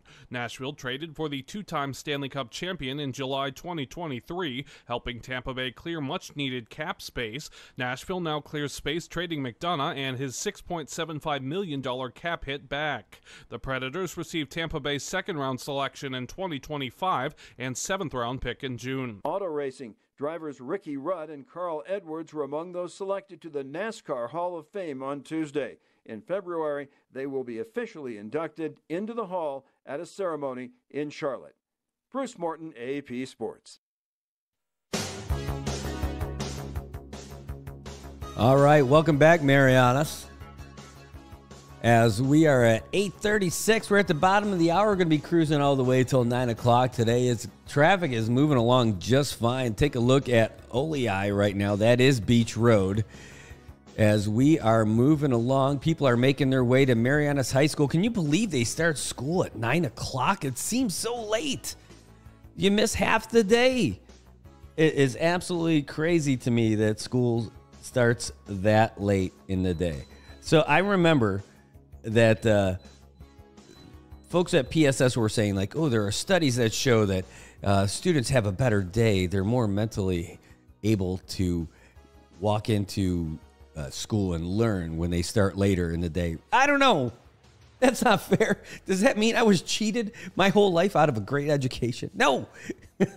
Hey, I know that high school is supposed to get you ready for the real world. It's supposed to. Right? That's why they have education. They want the whole Department of Education exists because we want to make sure that we have at least we've got people who are growing up to that age of adulthood that have some basic skills. Read, write, ability to compute a little bit, reading, writing, arithmetic, taught to the tune of the hickory stick. Is that what it used to be? I know that's old.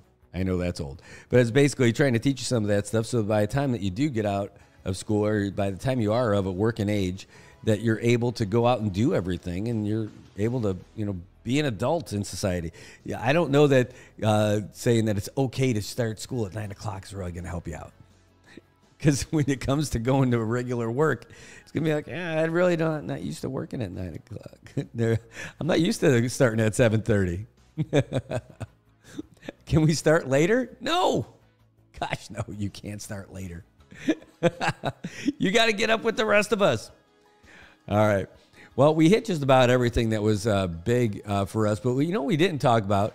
We didn't talk about the surf championship. Sorry, Glenn, we didn't talk about that yet. But you are our correspondent for all things surfing. But we did talk about it yesterday.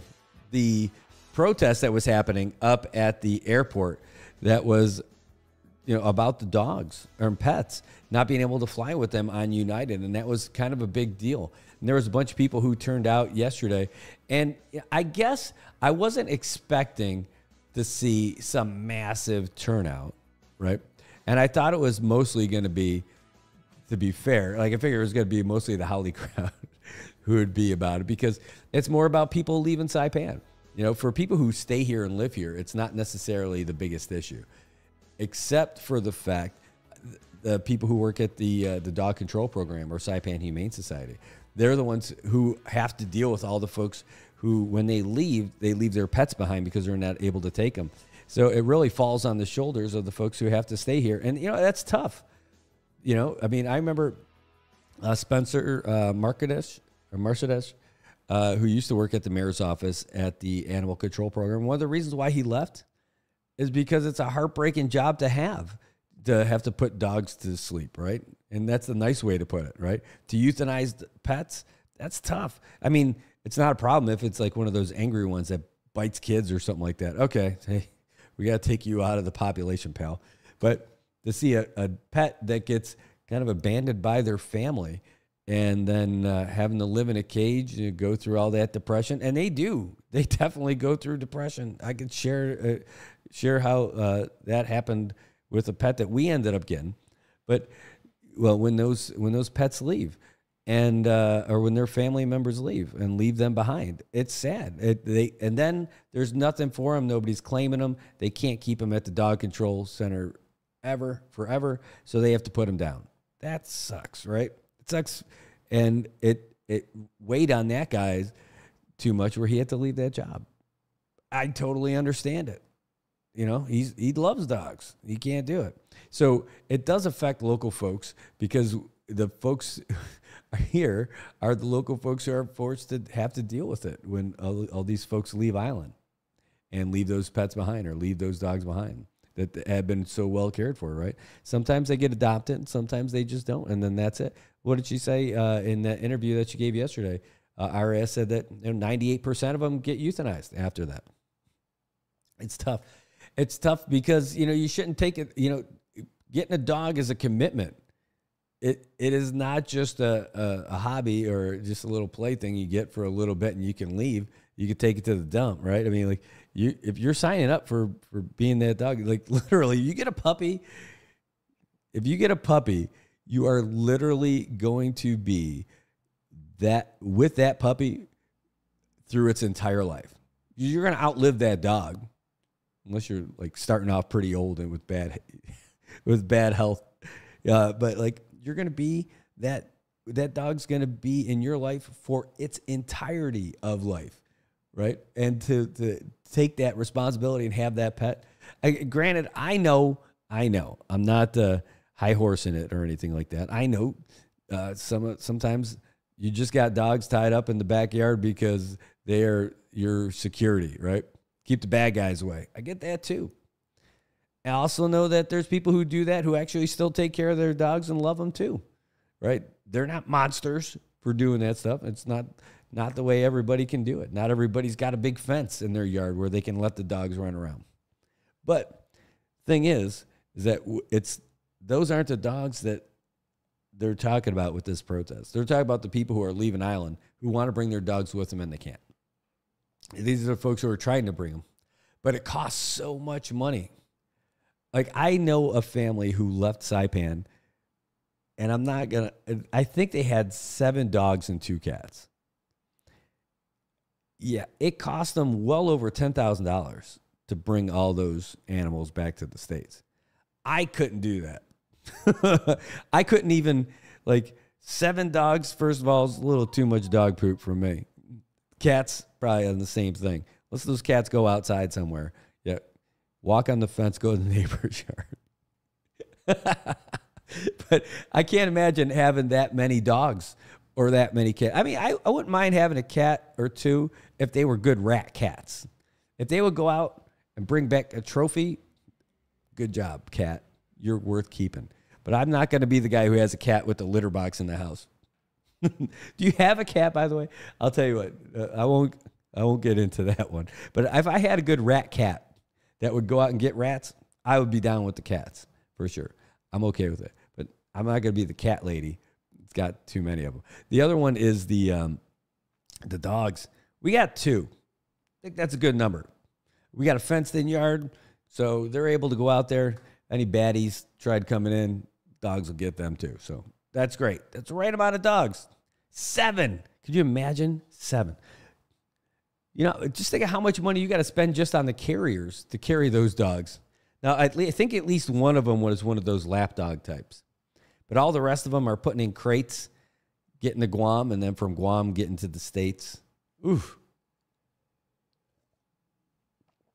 Just the carriers alone is going to cost you a lot of money. Right? It is not for the faint-hearted. It is not for folks without means. You got to have some money for sure. No doubt about it. All right. Well, man, it's been a good show so far. And I'll tell you, these guys, I don't know if they're going to get any traction with the folks from United, but I hope that they do. I hope United will will reinstate the policy that they had that let people bring their dogs with them when they leave Island. Because, again, it's an impact on the whole community here if it doesn't happen. Come on. There you go. And we can use that. We can use that help. United needs a little positive press here because the rates to travel to Guam are pretty crazy. And there's more restrictions all the time. They're like, oh, no, we give you a great rate. We do. We offer you a great local rate. Oh, yeah, you do. Sure. If you can get it, number one, limited number of seats. Number 2, you can't bring any bags. Number 3, you don't get any miles.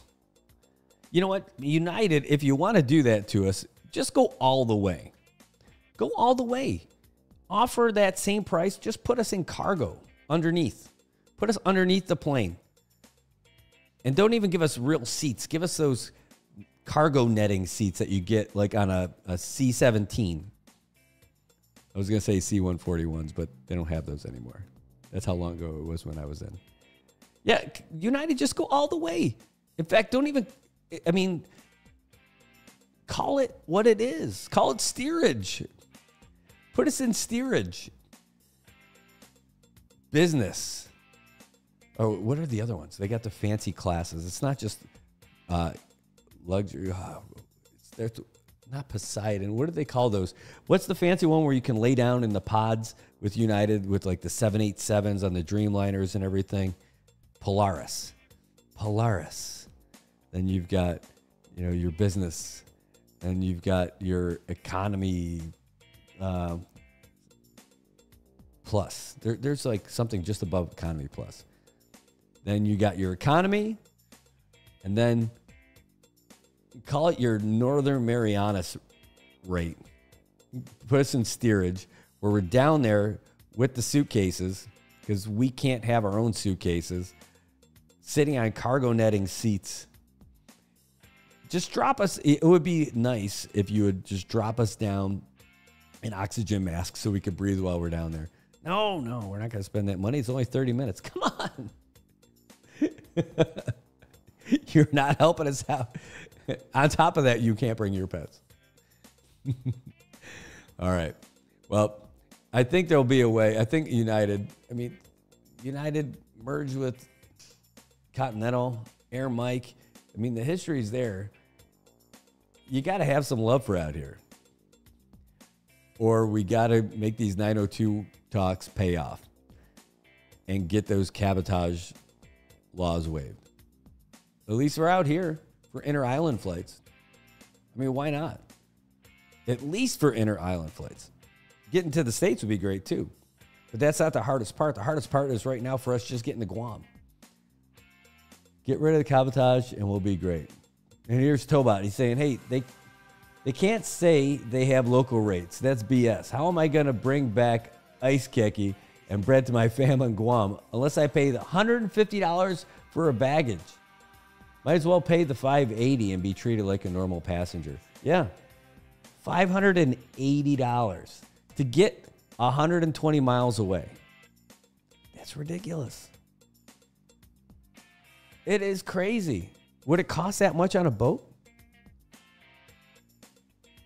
Ran it after doing the fishing tournament. That's like tinting 3 cars just to get a plane ticket. Right? That's crazy. That's crazy. When I got here, I think I want to say it was like $125. I think it was $125 to get back and forth in Guam. And that sounds like old man, like, when I was your age, movies only cost a nickel. But I think it was $125 round trip. And people were griping about that. True story. It used to be cheaper. Yeah. But it used to be really cheap to fly to Tinian. And then they had the ferry going back and forth to Tinian. I know. Hey, things change. Inflation, cost of everything goes up. We live remotely. Fuel prices went crazy. That was a big part of it in 2003 when we invaded Iraq in 2003. That's a topic for another show, but probably not a morning show. That's when everything went crazy. Back then, our local gas pumps were $1.98 and $2.08. Remember that? Doesn't that seem like a lifetime ago? Yep. So, sheesh, I was jumping on that price. I flew out every 2 weeks. You know how healthy our economy would be if the prices for air travel between Guam and here were reasonable? I know for the local airlines, it's reasonable, but for United, it's not. I mean, it's just not. And you can't say there's not demand. Those flights are full all the time. Taking advantage of us, baby. And I know what it is. It's all that federal money from all the military folks that got to go back and forth. All those federal tickets that got to go back and forth. You got to, so you might as well get that local, get that locked in. But the problem is that you end up jobbing the local folks here. And that's what's happening to the housing market in Guam, too. Because they know that they've got all those folks who get housing allowances. So they're able to jack up all their rates for all the apartments and everything. And who suffers? The people who live there. That's it. That's a shame, but that's the game. Anyway, speaking of games, again, it's the Eastern Conference Finals, Western Conference Finals, in the NBA. Who's going to make it to the NBA Finals, compete for the Larry O'Brien? Well, the Celtics taking a 1-0 lead against the Pacers after overtime. It was 133 to 128. Not too shabby. Timberwolves taking on the Mavericks. Tip off in about an hour and a half for the Western Conference Finals. That's going to be great. Can't wait to see that. We're going to be watching it here for sure. No question about that. Last night, big game, CK Bears, they couldn't win. They could not beat the Falcons. The Falcons are just too good, man. The Falcons are going to be really good. I can't wait to see how they do in the playoffs. But the Falcons ended up knocking off the Bears 8-4 last night. And we'll talk about some of those highlights probably a little bit more toward tonight because we're going to be broadcasting the game tonight. The White Sox and the Blue Jays are going to be squaring up. White Sox, these are the experienced guys. They're 0-2 on this season. They've been around for a while. These are some of the perennial all-stars from yesteryear. They're all together. They're playing ball. They know how to play. Now we got to find out if they can find their way into the win column. They're going to be taking on the Blue Jays. The Blue Jays are good, man. Their record, not as great. But if they can clean up their mistakes, Man, they got some arms. They could throw. Blue Jays 1-2 on the season. White Sox 0-2 on the season. They're going head-to-head tonight. We're going to be doing it live tonight right here on NMI News Service. And I'll tell you, we're excited to see how this stuff turns out. All right, what else do we got before we get out of here? Oh, I want to say thanks to Shine for sending that stuff over. Check you guys. I want to see a rematch of the Cardinals and the Falcons. I'll tell you what, Tobot, I bet that's going to happen in the playoffs. He said, but then you got to watch. Then you got the Padres to watch as well. That's right. Padres do not play the Cardinals this season in the regular season. Every team's only playing 10 games. Otherwise, it's going to be like an 8-month season. So there's 2 teams that each team in the league won't play. 13 teams in the league, they're only going to play 10 games. So that means 2 of the other teams they're not going to face. So unfortunately, the roll of the dice means the Padres aren't going to be playing the Cardinals unless they meet in the playoffs. And holy crap, would that be awesome? Because the Padres are great. Well, right now, the Padres are 3-0. The Bandits are 3-0. The Falcons are 3-0. Cardinals are 4-1. And they're scary good. I'm telling you, they are scary good. I don't know what's going to happen. Those top 4 teams, they should have their own tournament. Don't sleep on the Sandlot, though. Those guys are pretty good. I mean, I can't believe how good they are. The Sandlot dudes are good. They've only got 1 loss. But, you know, that was a good game. That's what's going to happen. You're going to have some losses on the season. Bears, they got a few losses on the season. But those Cardinals, man, look at that. They played 5 games. They've scored 63 runs. 5 games. No one else has played that many games and scored anywhere near that. The Royals have played 5 games. They've only scored 36 runs. They've allowed 36 runs. They're 3-2 on the season. What a difference. Only 1 difference in the win-loss category, but what a massive difference in the runs. Cardinals are too strong, man. Too strong. Falcons already beat them once. Can the Bandits beat them? Can the Padres beat them? We already know what Sandlot had to do. Playoffs are going to be good. The top teams that are going to get into the playoffs, let's look at them. Like, that's our top 5 right there. The Bandits, Padres, Falcons, Cardinals, Sandlot. That's your top 5. You want to get your top 6? That's going to be the Royals. I don't know how many teams are going to make it into the playoffs. But, man, that top 6 is looking pretty good. The Braves, pretty good. They're even at 2-2 right now. They're not a bad team at all. Like, top 7. If you want to go all the way to 8, then that's going to be, you know, your wild card team, the D-Niners or the Blue Jays. As it sits right now in Week 6. Again, we got 1 game left. White Sox and Blue Jays, last game of Week 6. It's taking place tonight at 6:30, and we'll be broadcasting it live here. All right, folks. Well, we're just a couple of minutes away from calling it a show. I want to say thanks to all of you guys for tuning in. Faux show. Really, it's a big deal. We're really happy that you're here. If you weren't here, I'd be talking to myself. I'd be probably just doing this at home looking in the mirror. Okay, maybe not the mirror. That would be pretty sad. Maybe I'll just look despondent out over the bay. But anyway, we're here Monday through Friday, starting at 7 o'clock, talking about all the local sports, local weather, local news, local headlines, you name it. We take your calls every day, 789-2323. If you want to come in the studio and you want to be a part of the show because you've got something to talk about for your organization or your company or your club, come in. Call us, set it up, message, slide into our DMs. You can hit us, start in the comments. I love it. Tobot, dude, you crack me up, man. Like and prescribe. Hey, and also the other one is local government folks.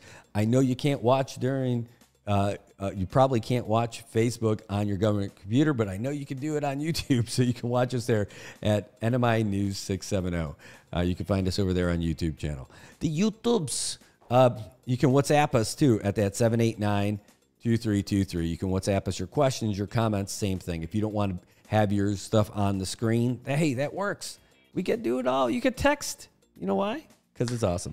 IT&E giving us all the bandwidth that we need to be able to bring this stuff to you, including the upcoming Liberation Parade.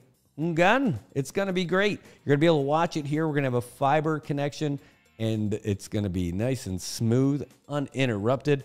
I'm sure there's going to be people streaming from their phones, but there's going to be thousands of people down there and thousands of their customers all jamming up on that network while we are going nice and clean with a great connection for you. Anyway, that's what we're going to have ready for you on Liberation Day. Here, we'll be broadcasting here on NMI News Service. We'll end up putting it up on Island Image of Motion as well. I mean, we've got so much stuff going on. It's going to be crazy, but we're going to be back here tonight. So tune in to watch some baseball. We're going to be here with you. Again, the last one to talk about, though, is to say props again to the good folks over at Laddiebuilt. They're loving us. We're loving them. We want to make sure that they get plenty of love. If you're going to go in there and tell them that we sent you. Tell them you heard about us. You've heard about them plenty, right? But tell them you heard about them from us. And tell them you heard about their specials. Tell them you heard about all the stuff that we got right now. Just saying you're monitoring your child's view. I love it, dude. That's great. YouTube kids. But Laddiebuilt, go in there and check it out. Even if you're just going to go and take a look at the place, you don't even have to sign up. I mean, if you do, that'd be great. But go in there and take a look at the place and tell them that we sent you. Say, hey, you heard about us over at Marianas? Good Morning Marianas or NMI News Service. Why not? Go check it out. Go get yourself a smoothie. Feel good about it. They got great stuff over there. Protein shakes, you name it. And then when you see it for the first time, you're going to be blown away because it's awesome. All right, well, that's what we got, folks. We're going to send you off with a little bit of that, and I'll leave the live view of Olei on for a little bit. And props to the guys. I know we were giving GPPC a little bit of a hard time for taking their sweet time yesterday.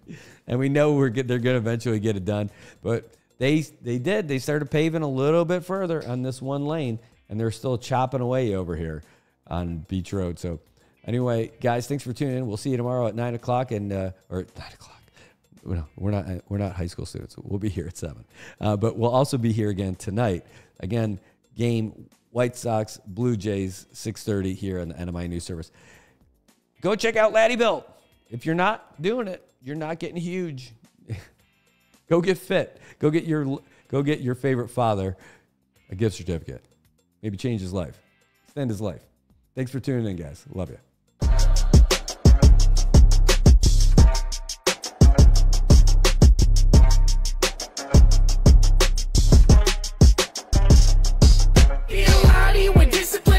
Is built. We lead by example, persistence to build. Be the inspiration, they witness approve. We do what we do by the rules in the book. Be a Lottie where discipline and vision is built. We lead by example, persistence to build. Be the inspiration, they witness approve. We do what we do by the